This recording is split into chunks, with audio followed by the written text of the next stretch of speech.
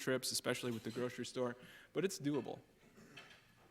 There are also some kind of quainter, new urbanism type of shops and restaurants that are going in. Oh, and I should say this. I am a little bit hard on Apple Valley, but it's not just this city. It's our suburbs and, in fact, developments in the inner cities, and also kind of the regional centers that have these same issues, and it can be applied just about anywhere. And they are doing some things right. They're getting the ball moving. They're doing this higher density stuff. Well, that I can find a place to live and walk to work says just one thing about what they're doing right. So they also have transit. It connects into Minneapolis and St. Paul.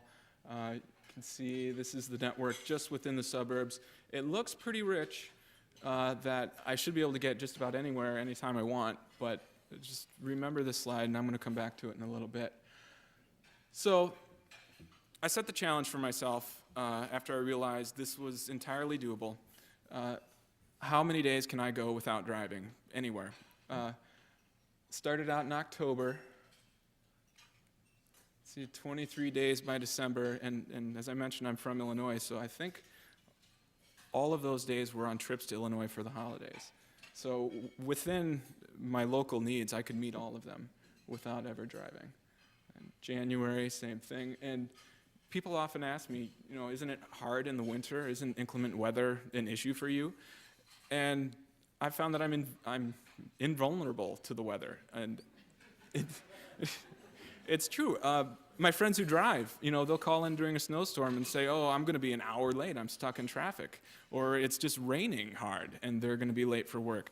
I can, walk the same speed in just about any weather. I had to do it in snowshoes twice, but it's doable. So February, still going up. Spring, another one of those months. I think that was a 3-day weekend to Illinois. Then April, kind of slipping a little bit. Into May, I met a girl in St. Paul. Then started to climb back up. Oh, one of my rules as a greenie was that I couldn't fly anywhere I wanted and not count it as not driving. I had to factor it in somehow. So actually these trips, I think that was 3 weeks in Europe. So realistically, the number would be somewhere more up here. So more trips in the winter, climbing back up. And about this point, I realized that this is getting to be a real challenge. I think the Commissioner of Health talked about the different spheres of health. It's not just absence of disease, but it's also mental health and social health. And being in the suburbs, I'm very much segregated from people who share interests with me, and also spatially segregated from people. Everyone I interact with, they're in a car passing by. There's very little public space in a suburban environment. Even the way my apartment is designed, the only public space is in the hallway to get in or get out. And I look at it the same way. You wouldn't, stop your neighbor as he's pulling out of the driveway and talk to him for a little bit. That's not the function of the hallway. Very little public space, and I was isolated. Another girl in St. Paul. So I made the choice to live in Apple Valley. I had a choice. These guys don't have a choice. People have really patted me on the back for doing this and posting as high numbers as I did. But these guys are posting 100% every month. There's a family who lives in the same apartment as I do. That's another comment I get. Well, you can only do this because you don't have kids to worry about. You don't have 2 jobs to balance. But there's a family in my apartment who does. And they don't have a car. They walk to the store. They take transit to work. I see them all over the place. So now we're going to get into some of the observations. What made it so rough? What made it so challenging? And these are, as a planner, these are mostly infrastructure things. I won't touch too much on the softer things. The sidewalk closed in the middle of a block, and now I get to cross Cedar Avenue mid-block and try to use the sidewalk and then get back on the other side. Good news, though, is that that's a new transit station there, which is why the sidewalk's closed. And BRT, directly to Minneapolis. Yes, a walkway over Cedar Avenue. So it's progress, but the execution wasn't there. And I'll take the blame. This was a county deal here.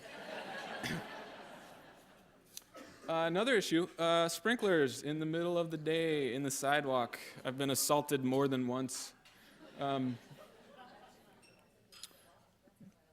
More attention to detail. This is a plaza, which could be kind of nice. It's at a high-speed intersection, but then things like this, a curb, that's not acceptable. I mean, I can handle it. I'm a reasonably fit person. I can step up over that, but a person in a wheelchair, no way. And there's the issue of being a second-class citizen. How do you think the worker at Perkins here feels that he has to park his bike back here where it's prone to vandalism? He's not out front like these vehicles. He's not given the front and center space. He's relegated to the back. Oh, and that's a gas meter he's chained to there. It's a pretty common sight. This is Cedar Avenue and 42. I'm told one of the busiest at-grade intersections in the state. And I have to cross this to get to my rainbow. It's another little discovery I made is that paper grocery bags get very dry and brittle in the middle of January, and they tend to break right there.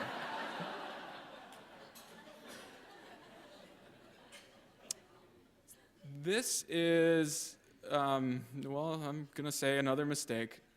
This is a crosswalk, which is nice to have, but it leads right into this curb cut here. It just doesn't work.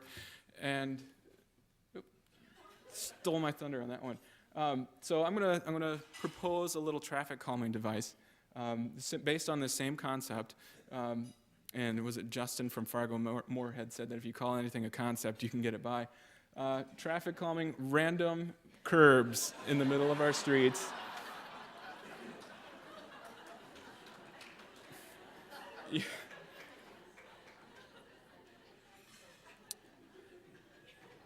Here's that crosswalk again.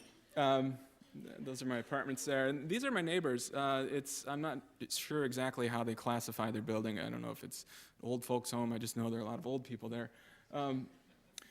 And this is where I was first hit by a car on my walk to work. I was in the crosswalk right here. And it was by a woman coming out of the senior complex in a little Chrysler LeBaron, an old one, that still had a hood ornament, just about got me. And at first, I was pretty mad about it. I mean, I was in the crosswalk. She had actually come to a complete stop, but she was making a right turn. She saw an opening in traffic, gunned it, and I ended up on her hood. But then I realized that she really doesn't have enough transportation options to get around, that her only choice is to get in her LeBaron and try to make her way to Culver's or wherever she's going.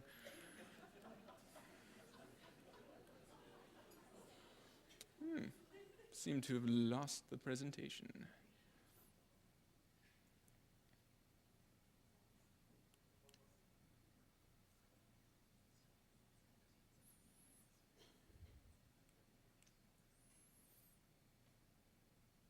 Okay, so this is right across the street from that senior complex and on my route to work. And this is the reason that woman can do nothing but drive. And you can see this path is cleared, but not to the same standard that the streets are. Those are eminently safe. That vehicle with 4 wheels on it can stay upright, no problem, on a surface like this, whereas I on 2